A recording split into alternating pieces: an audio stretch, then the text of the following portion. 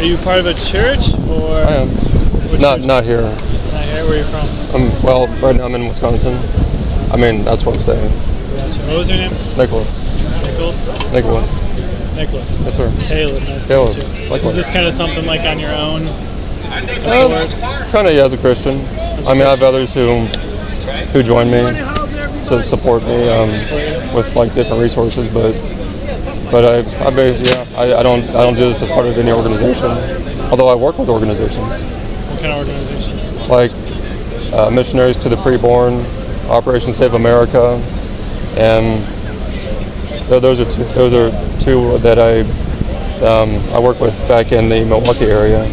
And Operation Save America, they're a national organization, and I work with local Christians here and in the Milwaukee area and elsewhere. I'm all about pro-life though too. I'm a Christian as well. I'm like, Jesus is my life. Follow him like to the death.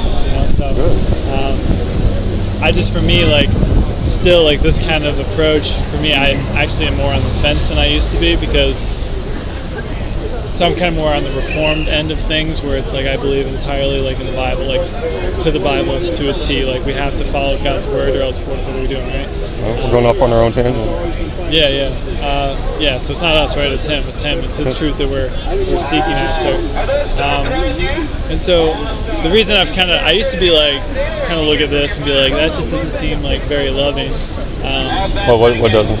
Just kind of being out here, just like because most people are just gonna be walking by and kind of just, when they see this pro-life and you're out here with the sign and everything, they're like, well, that kind of just turns me off to that whole thing, because he has nothing better to do than to stand out here and just talk to a bullhorn. I could sit at home, watch TV, and waste my time. Yeah, and I used to do that. No. See, and I repented of that. My wife said something to me along those lines too, because I said something. We were walking, because I'm from Florida, and we were walking down the streets. It's a long way away. Yeah, and she, I said something about it because they're over like, repent or go to hell, and I'm like, that just doesn't seem the most loving. I'm like, she's like, they're doing something, right? They're better than doing nothing. Better than doing nothing. Better than going to a football game and and ignoring everything else. Not that a football game's wrong, but no, absolutely. But like, I've been there. I used to be guilty of sports idolatry, of putting sports above God, and I've repented of that. Absolutely. And nothing wrong with sports, but we put it above God. We put it above loving our neighbors. And I could see why people would say that, like, oh, that's not loving. I would just respond to them, well, what's worse, that or letting someone or people die and go to hell without warning them? I'd say the latter is actually the most hateful thing you can do. Like if you claim to be a Christian and you're not going to say a word to anybody you supposedly love, that they're on their way to hell, or just people in the streets, I'd say you're the most despicable person on earth, the most hateful person. No. Like you hate them so much, you don't care if they die and go to hell. I agree with that 100%. So people have different approaches, and the Lord's given me a voice on a megaphone. And I have to show this, because we live in a Holocaust, and it wouldn't be loving to my preborn neighbors to not show what's happened to them. And I know people hate it, but I'd say they're also apathetic. And most of them who hate it, probably a lot of them probably aren't going to heaven, or they're on their way to heaven right now. I like it. I mean, this is why I want to have this conversation more, because actually to hear your voice and like your heart behind it is like the motivation is love. You saw the work. And I agree, we do love. We don't want these children, who don't have a voice to, thousands and thousands and thousands every year being killed. It's sickening. Well, thousands every day. Yeah. Well, what is tragic is that most Christians act like it's no big deal. No, I agree. I mean, it just doesn't. They say abortion is murder, but they don't act with their life every day like people are being murdered. They just don't. So let me ask you this: Do you make like an effort of like being able to share the gospel with people? Oh yeah, all the time. Basis too? All the time. That's good. I respect that. I mean, I would not. I don't get on a megaphone without intentionally sharing the gospel with people and talking about all the different sins that are destroying our culture, where we have forsaken God. And I put a lot of emphasis on this because, I mean, when you live in the midst of mass murder every day, you have to address that, with much urgency. You can't just give it like a mention here and there, but just like a firefighter, when he goes to a burning building to save people from death, he has much urgency. He doesn't just casually put the ladder up to the third-story window or casually go in.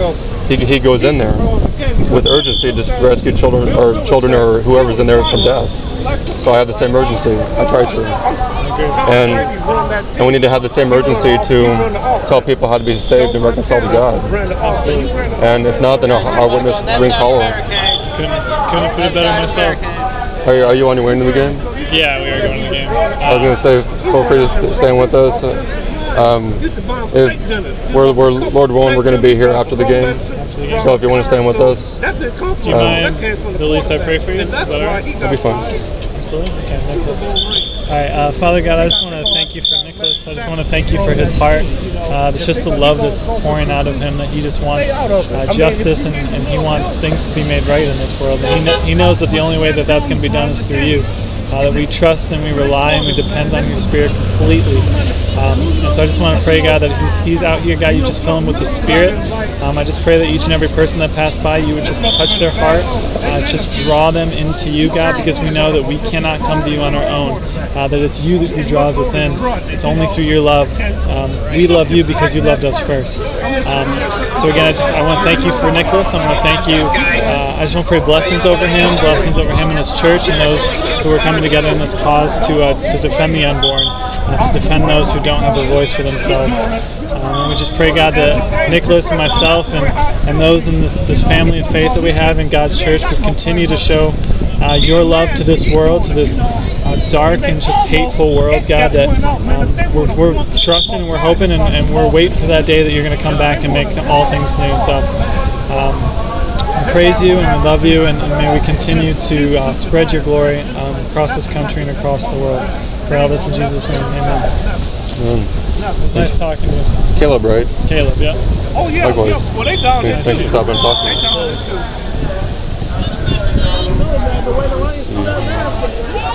That's what I was told them. I just told them that, man. I just told them that. I don't know. He's got a Montreal Phantom. He's got the man who has 19 babies. Trust me, got the kid. Trust me.